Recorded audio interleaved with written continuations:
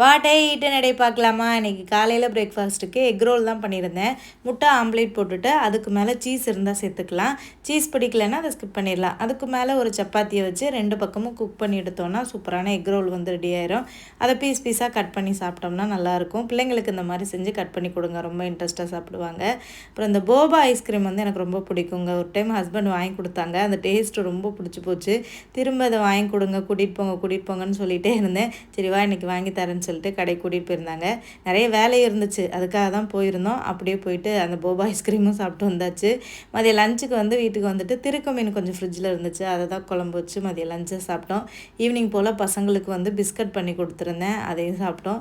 Night டின்னருக்கு வந்து நாங்கள் வெளியில் தான் போயிருந்தோம். சடனாக பிளான் பண்ணி வாங்க வெளியில் போய் சாப்பிட போகலான்னு கிளம்பியாச்சு. ஆப்பம், அப்புறமா ஃபிஷ் கறி, மலபார் ஃபிஷ் கறின்னு சொல்லிட்டு ஒரு ஹோட்டலில் கொடுத்தாங்க. கூடவே மீகூனு, வீட் பரோட்டா அதெல்லாமே சாப்பிட்டு வந்தாச்சு.